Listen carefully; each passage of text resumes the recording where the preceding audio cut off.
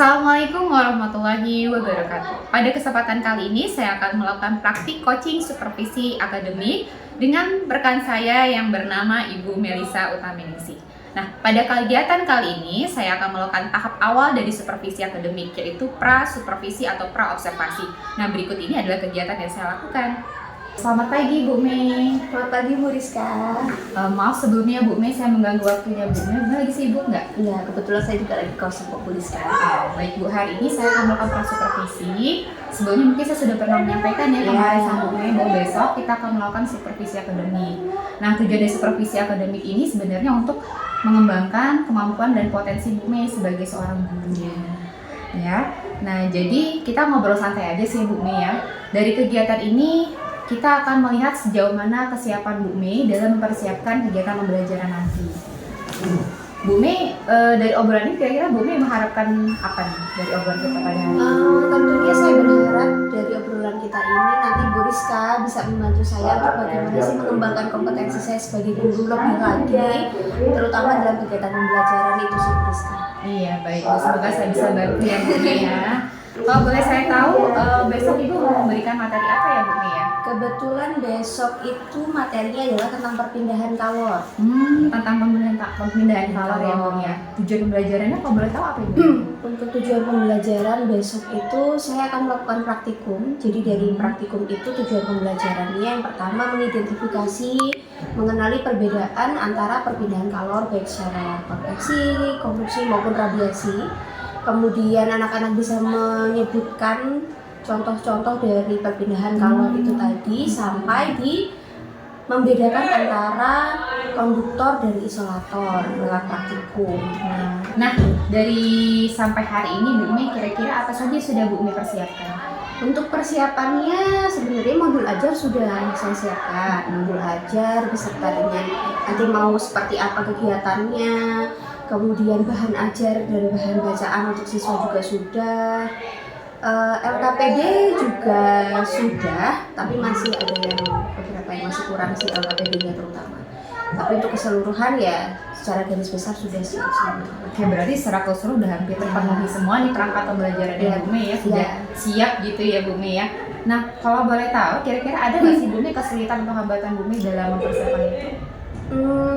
Kalau untuk saat ini saya merasa kesulitannya terutama dalam menyiapkan apa aja kegiatan yang akan saya sampaikan nanti sebagai bahan praktikum. Karena kan seperti yang kita tahu laboratorium di sekolah kita ini kan masih belum berfungsi sebagaimana mestinya ya Bu Rizka ya. Jadinya ya masih harus dipikirkan apa saja bahan-bahannya, alat-alatnya, praktikum apa aja yang kemudian alat dan bahannya bisa saya temukan di dalam kehidupan sehari-hari yang bisa saya bawa ke kelas gitu. Apalagi kan ini terutama materinya tentang kalor, itu kan jadi lebih banyak yang harus saya persiapkan. Jadi saya harus masih harus memilih dan memilah nih mana kegiatan yang simple tapi bisa masuk ke dalam konsep pembelajaran yang mau saya bawa.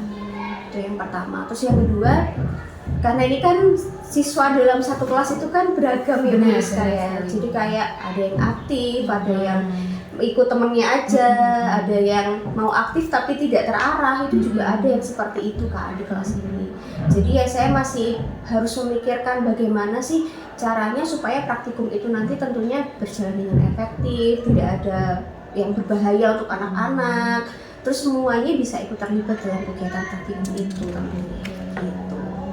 Benar sekali Bu Mei, memang kita ini emang sebagai guru itu harus berusaha ya untuk memenuhi kebutuhan belajar siswa yang memang anak-anak ini beragam sekali kebutuhannya gitu, dan keaktifan mereka tuh juga luar biasa ya Bu Mei.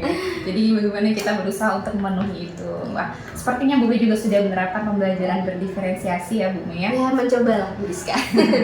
Iya, bagus-bagus. Nah, kalau gitu saya boleh tahu nggak Bu Mei?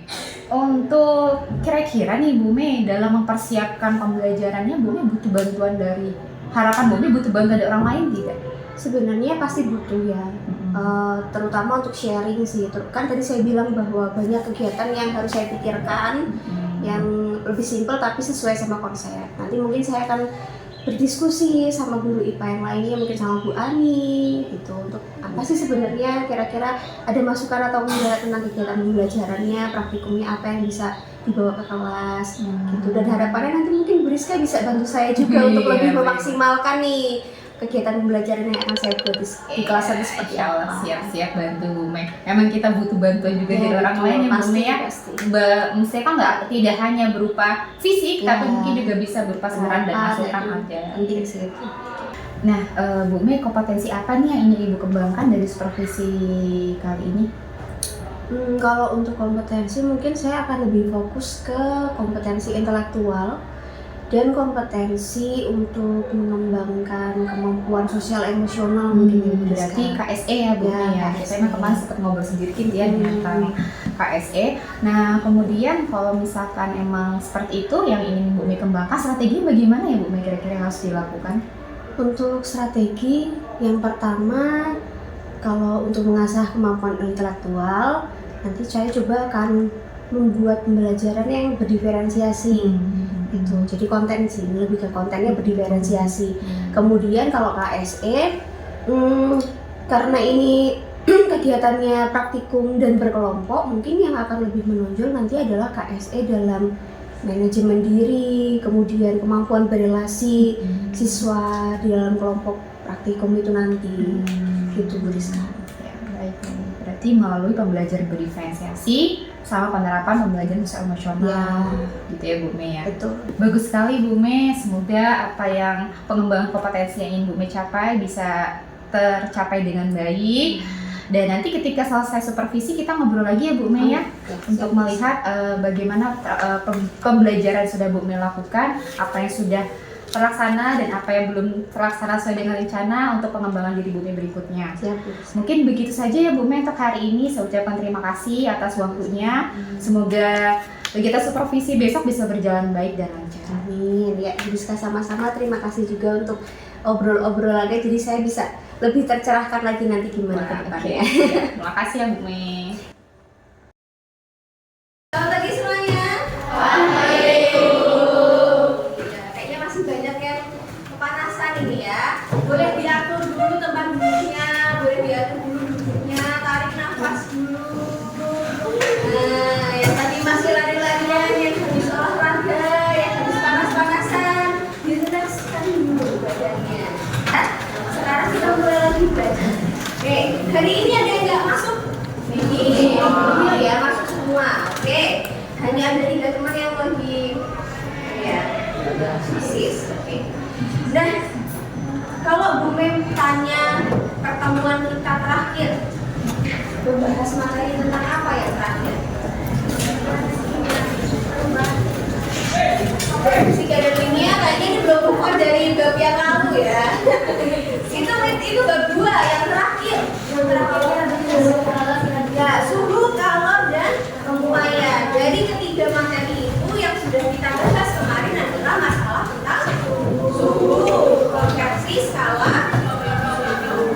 Nah, kemarin kalian tahu bahwa suhu itu adalah besaran fisika yang dinyatakan dalam sensasi panas dan dingin. Nah, hari ini kita akan belajar apa sih sebenarnya yang membuat suhu itu bisa naik dan turun.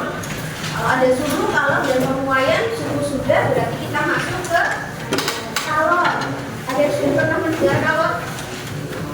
Kalor, apa itu kalor? Belum pernah dengar kalor?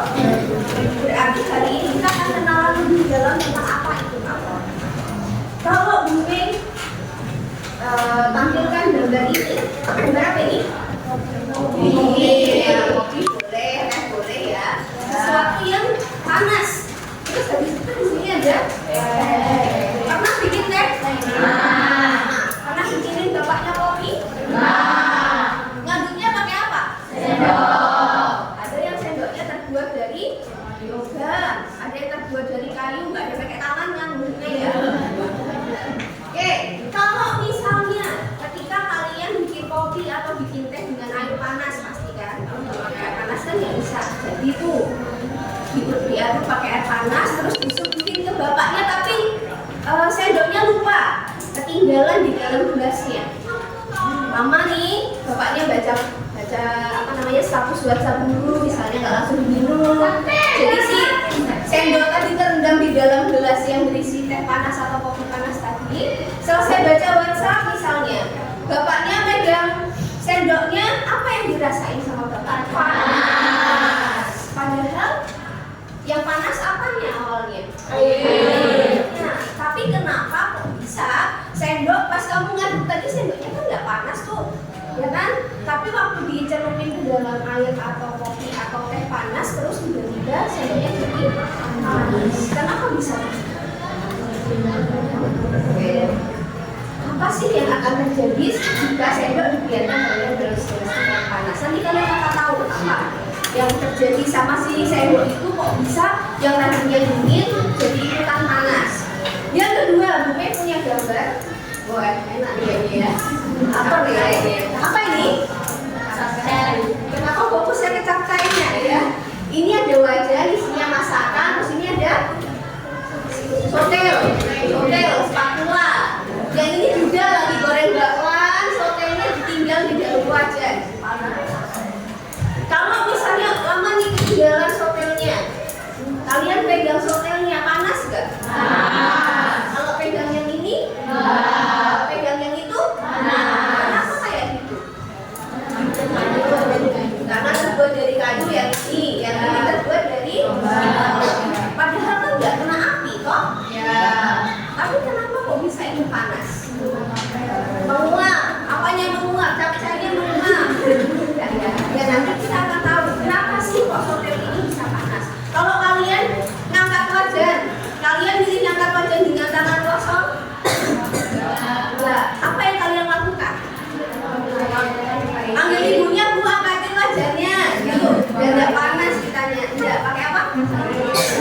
Pakai kain. Berarti kalian sudah punya pandangan nih kalau misalnya kalian masak, wajannya ditinggal di atas kompor, terus mau ngangkat wajannya pakai kain, bukan dengan tangan hampa gitu ya, tangan kosong. Kayak gitu. Oke, kalau kalian suruh pilih, mau milih pakai sotel yang ini, apa pilih pakai sotel yang itu? Yang kayu berarti ya. Kenapa? Nan? Nggak panas. Oke. Kok bisa Pak? Kok bisa nggak panas ya ini nggak panas ya itu kok panas? Kenapa? Nanti kita akan coba cari tahu. Lalu apa ini? Pernah pegang api? Maksudnya pertanyaannya harusnya pernah lewat di depan perapian? Oh pernah. Ya. Apa rasanya? Dingin. Padahal kalian pegang nggak apinya? Misalnya apinya di sini, kalian nggak mungkin sedekat nadi kan sama si api. Ya jauh-jauh tapi tetap terasa panas. Kenapa kok bisa kayak gitu? Karena itu api bukan es jadi panas. Kenapa kok bisa ketika kita lewat di depan api, ya walaupun kita nggak pegang si api itu, tapi kita bisa merasakan panas dengan jarak tertentu. Kenapa bisa demikian? Nah itu yang akan kita cari tahu hari ini. Jadi tujuan pembelajaran kita adalah menjelaskan pengertian perpindahan kalor secara konveksi, konveksi, dan radiasi. Sudah pernah dengar? Waktu SD sudah pernah belajar ini? Sudah ya, sudah kenal lah ya yang namanya konveksi, konveksi, dan radiasi. Yang kedua, menganalisis proses terjadinya perpindahan kalor secara konveksi, konveksi, dan radiasi.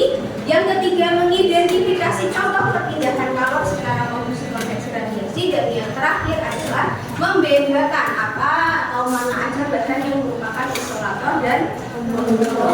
Nah, untuk mencapai tujuan pembelajaran ini, nanti Bu Mei akan bagi kalian dalam 6 kelompok. Lalu kalian akan melakukan percobaan sederhana, eksperimen sederhana tentang konveksi, konduksi, dan radiasi. Gimana prosesnya, apa contohnya, bagaimana terjadinya, itu nanti kalian akan cari tahu dalam kelompok. Oleh karena itu, Bu Mei sudah bagi kelompok dengan heterogen, ya artinya ya cowok ya cewek ada dalam satu kelompok, semuanya harus bekerja sama. Silakan dibaca dulu. Kelompok 1 ada Radit, Adnan, Mustafa, Habib, Tika, dan Bini. Kelompok 2 Rehan, Ansola, Sel, Bella dan seterusnya. Sudah dibaca? Oke. Silakan boleh berkumpul dengan kelompoknya. Kelompok 1, kelompok 2, 3, 4, 5, 6.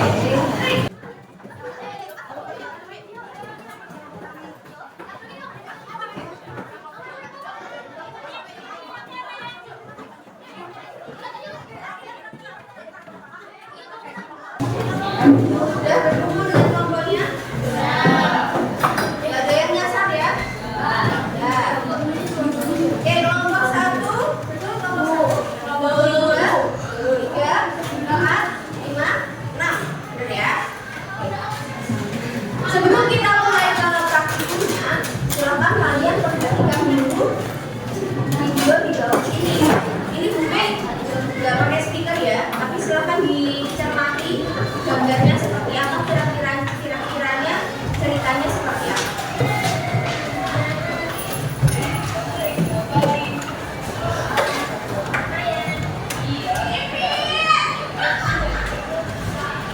Dia nanya, kok bisa ya pakaian yang dari basah bisa jadi kering ketika di jemur? Kata ceweknya apa? Ya emang udah gitu. Terus habis itu waktu di luar dia merasakan panas matahari.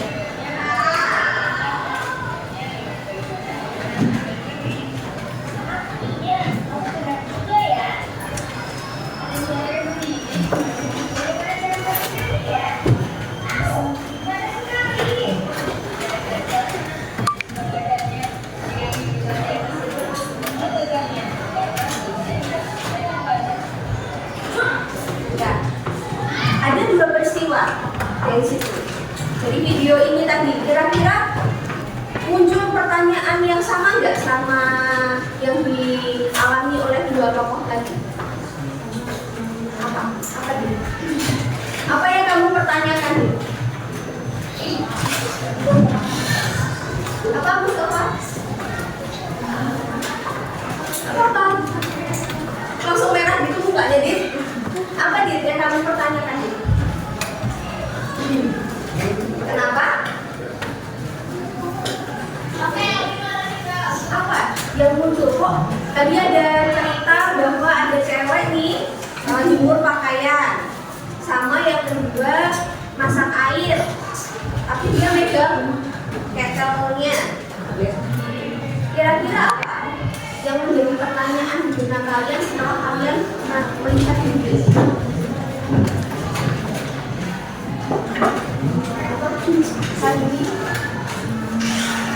Tadi sih perempuannya bertanya, laki-lakinya bertanya, kok bisa ya baju yang tadinya basah kemudian ketika dijemur dia kering? Pernah nggak kalian juga berpikir kayak gitu? Nah, pernah jemur baju nggak pertanyaannya? Kering nggak bajunya?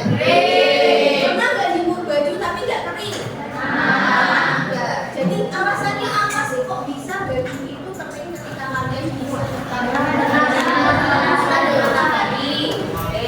Mataharinya ngapain sih baju itu? Kok bisa bajunya jadi kering? Nggak diapa-apain sama matahari tapi bisa kering. Kenapa? Apa? Apa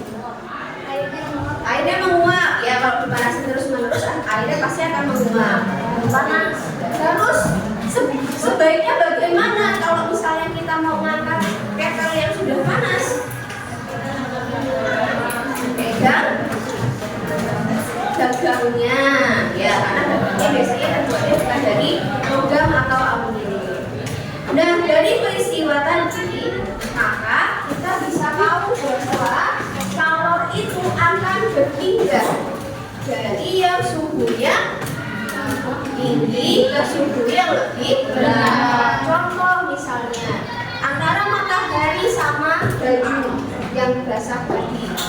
Lebih panas siapa? Jadi kalor itu berpindah dari matahari ke baju atau dari baju ke matahari? Baju suhunya lebih tinggi matahari, maka kalornya akan berpindah dari matahari ke baju. Begitu juga dengan ketika kita merebus air. Panasnya mulai dari mana dulu?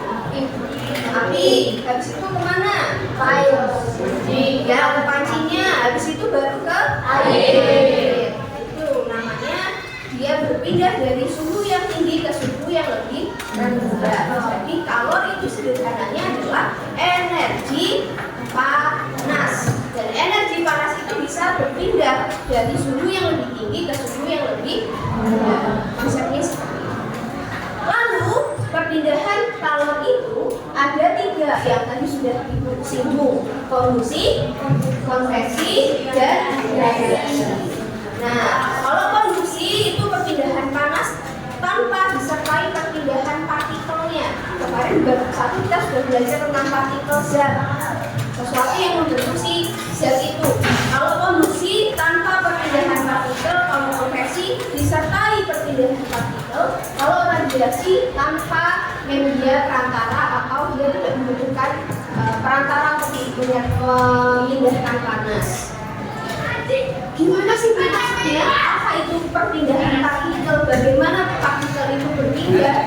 Maksudnya apa? Kok media tanpa media perantara? Dan itu yang akan kalian cari tahu dari praktikum sebenarnya yang akan kalian lakukan. Oleh karena itu, silakan masing-masing perwakilan kelompok ambil materi dan bahan-bahannya. Kelompok 7 praktikum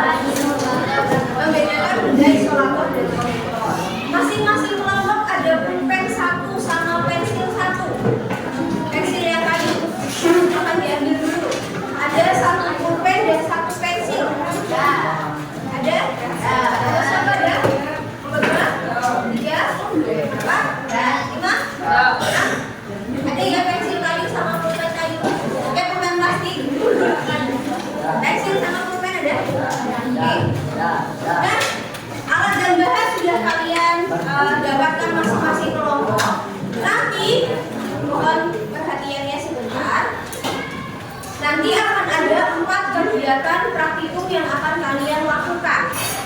Karena itu, silakan kalian saling berkomunikasi, saling bekerja sama bagaimana pembagian tugasnya supaya semuanya bisa berjalan dengan lancar. Jadi Bu harap gak ada yang nganggur anggota kelompoknya. Nah, bisa dipahami? Silakan kalian baca dengan seksama perintahnya, langkah-langkah kerjanya seperti apa, kemudian dilakukan. Karena ini pakai api, benar kan? Kalau ini karena ini pakai api dan pakai air panas, air dingin juga, tolong bekerja dengan hati-hati. Jangan sampai terjadi hal yang tidak diinginkan. Gitu ya. Oke, silakan dibaca LKPD-nya, diikuti kegiatannya, dilakukan praktikumnya.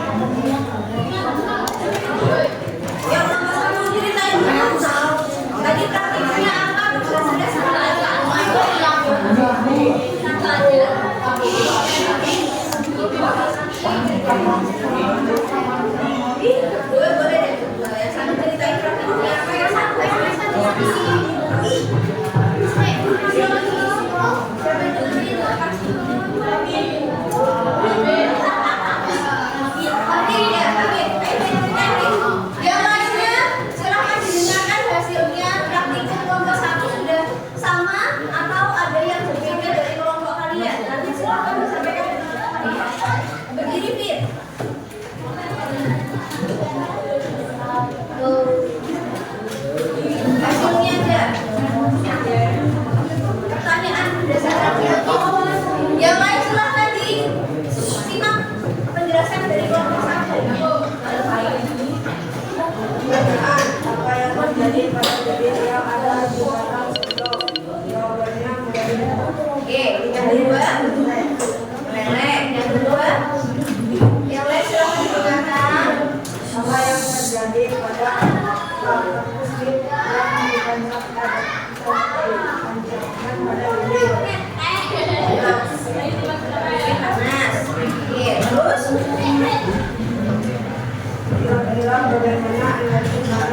Karena perpindahan api dari lilin yang menyala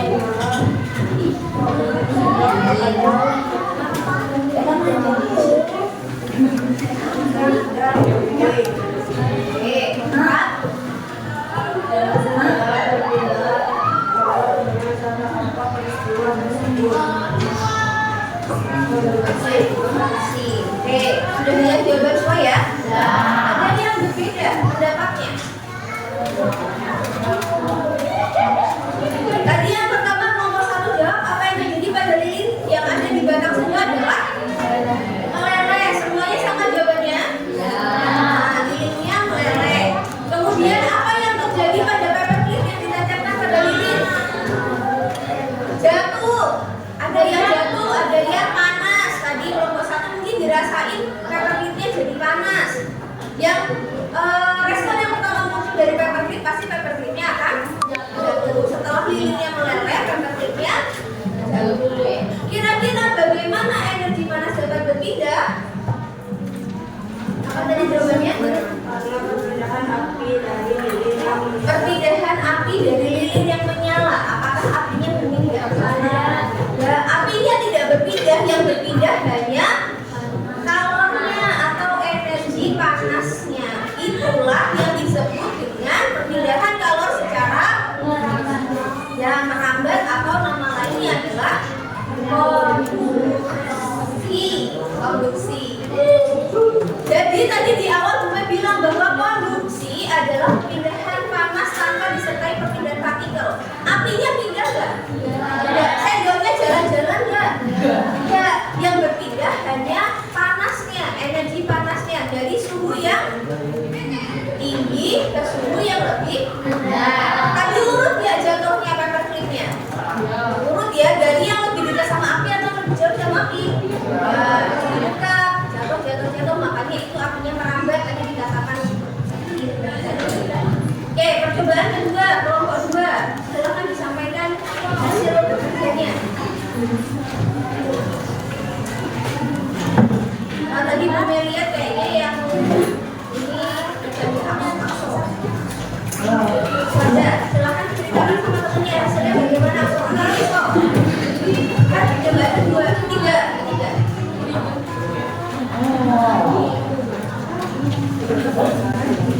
Ya. Yang lain silakan dijelaskan. bagaimana perbedaan warna yang hasil daripada gelas yang berisi air.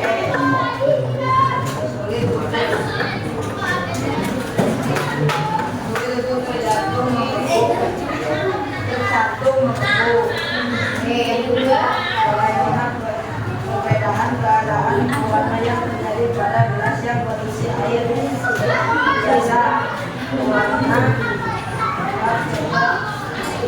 tergantung tercampur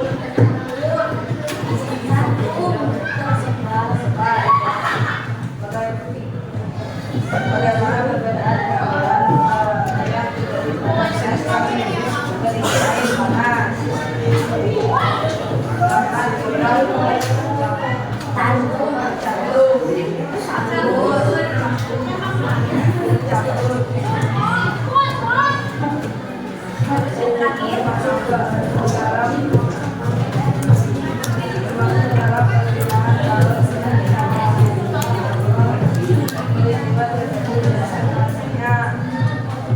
masuk ke dalam pemilihan kalor secara konveksi.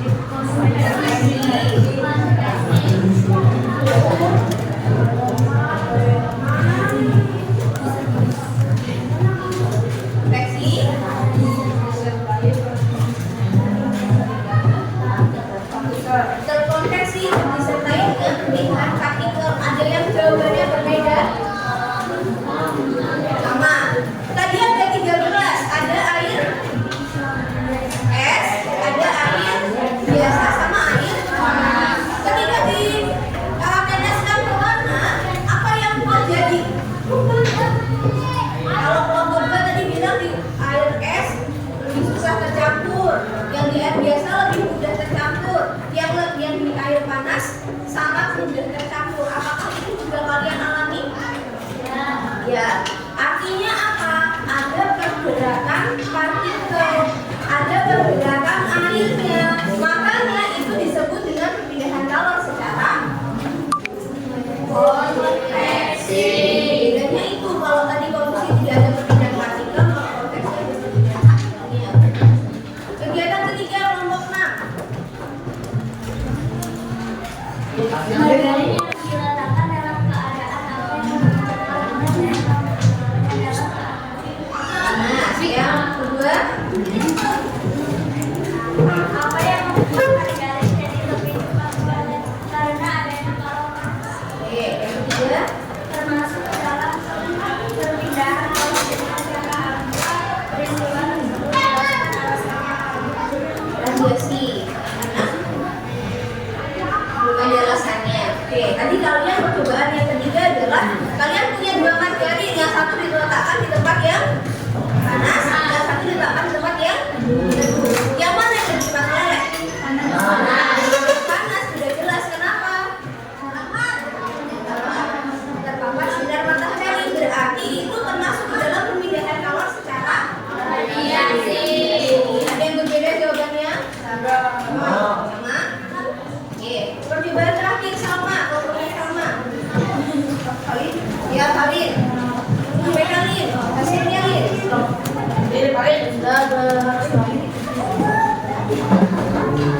Ada perubahan apa yang bisa menjadi panas logam. Nah, yang kedua, Bahan apa yang tidak bisa membakar panas, kayu dan plastik. dan plastik. Ada yang punya jawaban berbeda?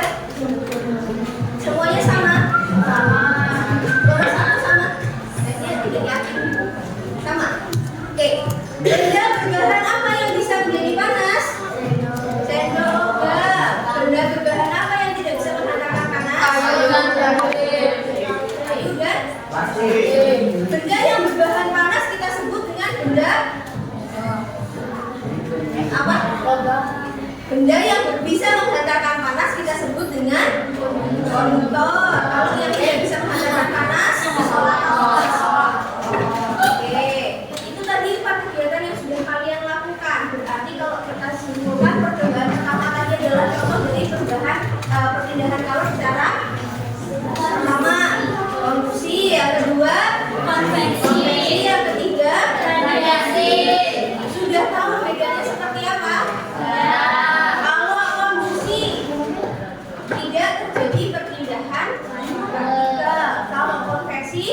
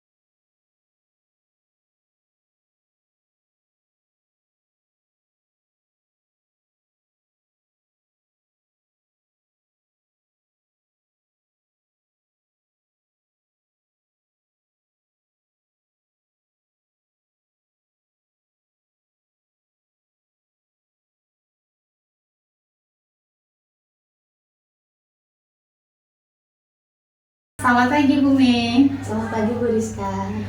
Bagaimana kabarnya hari ini? Puji Tuhan baik. Bu Rizka gimana kabarnya? Alhamdulillah baik. Baik Bu Mei, seperti yang sudah saya sampaikan kemarin ya, kemarin kita sudah melakukan pras observasi, sudah melakukan supervisi, dan hari ini kita melakukan pasca supervisi. Seperti itu ya Bu Mei. Jadi pada percakapan kita kali ini kita akan melakukan pasca observasi. Nah, dan sebelum saya bertanya tentang beberapa pertanyaan kepada Bu Mei, kemarin tujuan dari pasca supervisi kita pada kali ini adalah untuk mengevaluasi bagaimana jalannya pembelajaran Bu Mei kemarin pada hari Jumat ya Bu Mei ya. Nah, sebelumnya saya mau bertanya kepada Bu Mei, bagaimana perasaan Bu Mei ketika proses pembelajaran kemarin?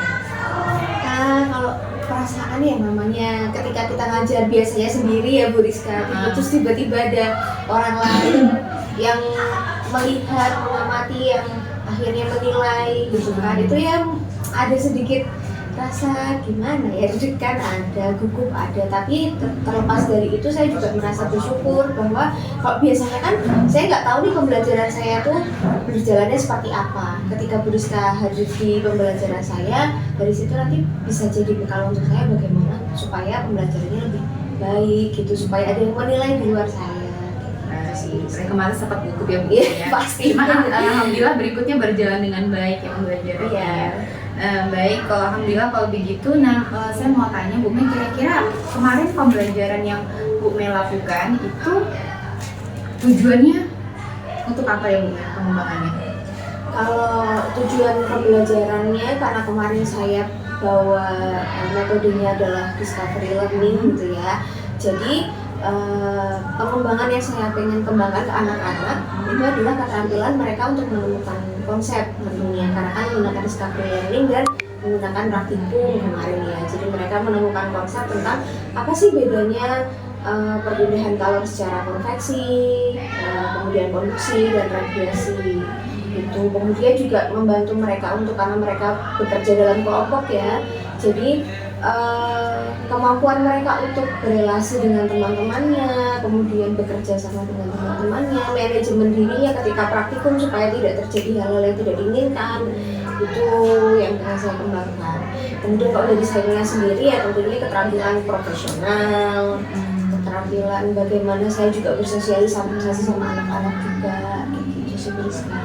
Baik-baik, tujuan dari ini kemarin Bu Mei untuk memunculkan keterampilan sosial dari diri Bu Mei sendiri ya, sama keterampilan profesional, kemudian untuk siswanya untuk mengembangkan kemampuan siswa dalam kemampuan berelasi melalui praktikum kimia kemarin, yaitu masalah perbedaan kalor ya Bu Mei, dengan menggunakan discovery learning.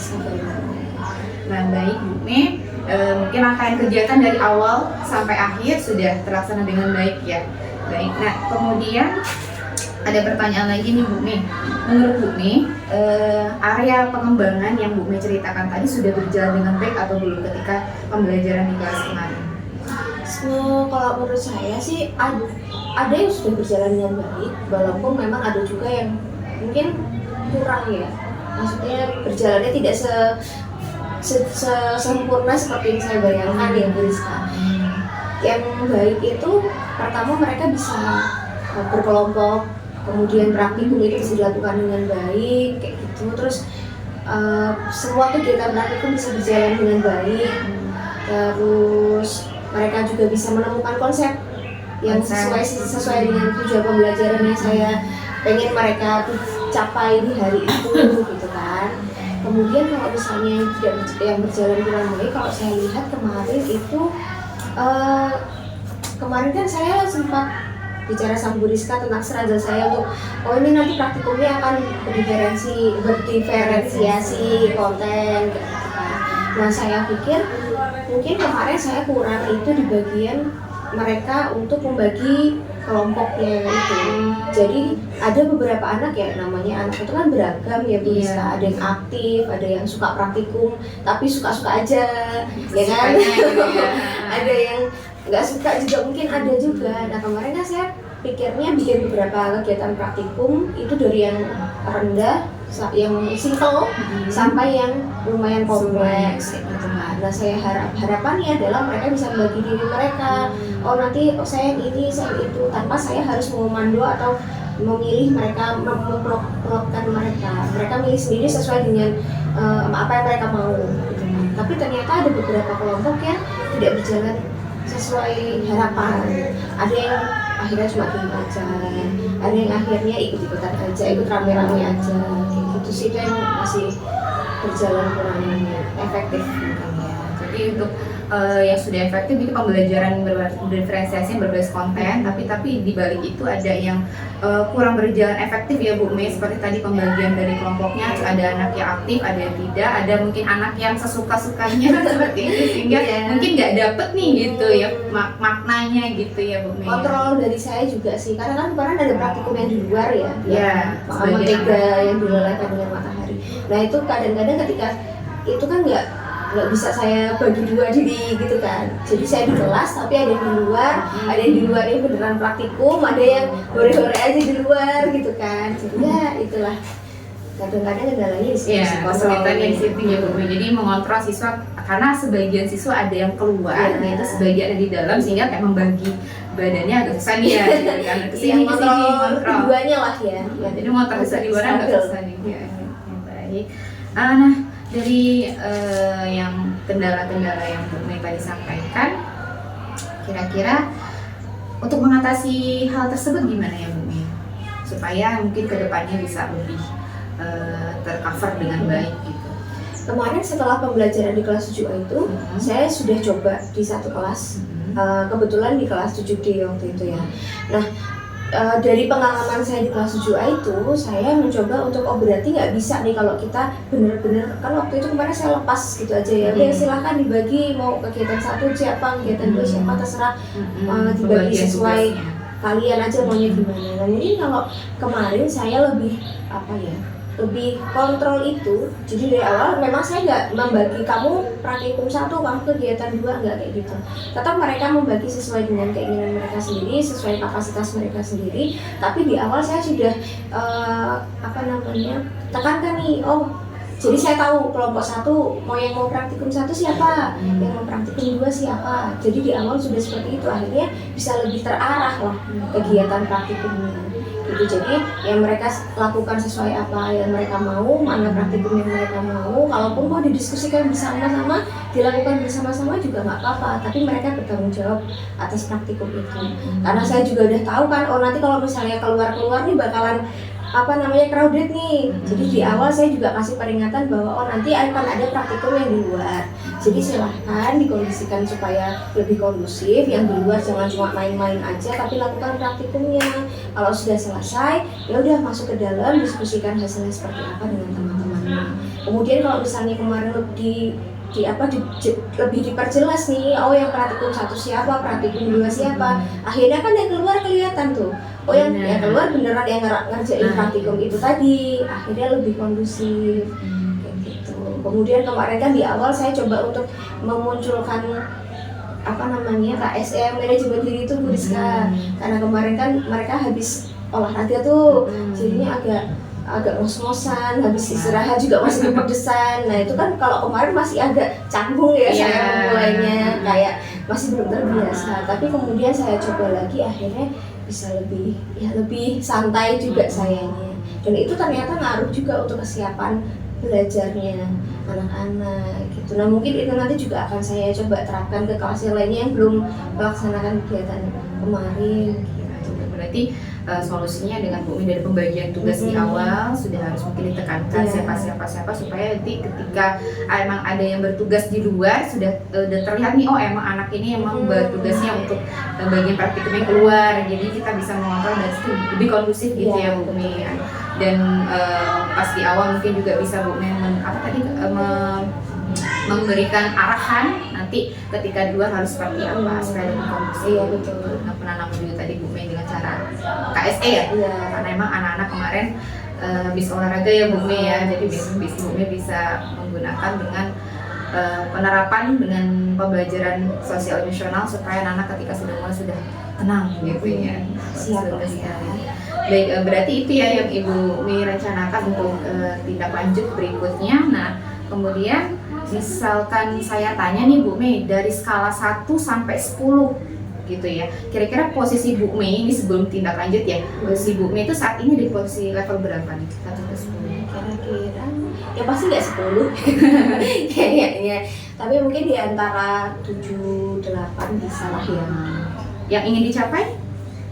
Ya Baik, tentunya 10 10. tapi kan mungkin tidak bisa sesempurna itu ya lebih dari 8 mungkin. Baik, berarti mungkin sebelumnya 7, Iya. pengennya lebih dari 7, 8 atau 9 gitu ya. Bisa sih. Ya, insya Allah semoga berjalan dengan baik ya Bu ya.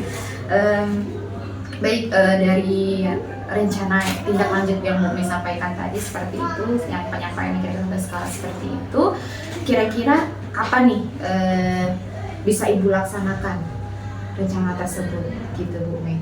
Kira-kira perbaikan seperti tadi, kira-kira kapan akan dilaksanakan? Kalau itu kan kemarin karena kebetulan jadwalnya kemarin 7A, habis itu 7D, jadi waktu itu sudah pernah saya laksanakan kemarin setelah kegiatan observasi itu. Tapi nanti tentunya saya juga akan tetap melaksanakan itu di kelas berikutnya dan pertemuan-pertemuan berikutnya tentunya, karena kan IPA tidak terlepas dari yang namanya praktikum ya. Gitu. Jadi mungkin itu juga bisa jadi pembelajaran untuk perbaikan di pembelajaran berikutnya walaupun mungkin materinya berbeda. Baik, berarti kapan waktunya ya di saat pertemuan di kelas yang lainnya dengan materi yang sama, dengan kegiatan yang sama gitu ya Bu. Baik. Nah ini baik Bu Mi, itu beberapa pertanyaan yang sudah saya sampaikan. Saya mohon izin menyampaikan sedikit ya kemarin hasil observasi yang sudah saya amati di kelasnya Bu Mi. Saya melihat sudah berjalan dengan bagus gitu pembelajaran berdiferensiasi seperti yang Bu Mi sampaikan. Pas observasi kemarin Bu Mi ingin menggunakan strategi pembelajaran berdiferensiasi yang terintegrasi dengan KSE. Saya lihat sudah bagus, sudah berjalan dengan baik, sudah diterapkan seperti itu ya Bu Mi. Pembelajaran diferensiasi sudah menggunakan konten gitu kan. Terus juga KSE-nya juga sudah ada gitu. Itu sudah bagus. Mungkin tadi ada sedikit kendala ya Bu Mi sampaikan ya tadi terkait dengan pembagian tugas siswa dalam kegiatan diskusi saat praktikum tersebut, pengontrolan atau pengkondisian kelas siswa, mana ada yang di luar, ada di dalam. Itu mungkin kendala-kendala yang Bu Mi sampaikan tadi, dan Bu Mi sudah juga tadi sudah merencanakan apa berikutnya supaya untuk ada perbaikan dari pembelajaran yang kemarin untuk kedepannya seperti apa. Baik Bu Mi, semoga perubahan dan perbaikan yang Bu Mi rancang atau rencana tindak lanjut berikutnya di kelas yang lain itu bisa berjalan dengan baik sesuai yang Bu Mi harapkan, dan bisa dapat nih sesuai dengan apa yang Bu Mi rancang di awal gitu, dari awal tujuan, dari awal pembelajaran mau seperti apa sampai akhir semua dapat dari rencana perbaikan yang Bu Mi akan lakukan di kelas berikutnya. Semoga berjalan dengan baik ya Bu Mi ya. Mungkin itu saja ya Bu Mi ya obrolan kita pada hari ini. Saya mengucapkan terima kasih banyak atas waktu yang Bu Mi berikan kepada saya, dan mohon maaf mungkin nanti ada kata-kata saya tadi yang kurang tepat gitu ya Bu Mi ya. Sekali saya ucapkan terima kasih. Sama-sama Bu Rizka untuk bantuannya juga. Kalau kemarin udah bisa ngobrol-ngobrol segala macam, bisa jadi referensi buat saya akhirnya bagaimana pembelajaran yang lebih baik. Sama-sama ya Bu Mi ya. Ya, terima kasih Bu Mi. Iya, sama-sama Bu Rizka. Ya.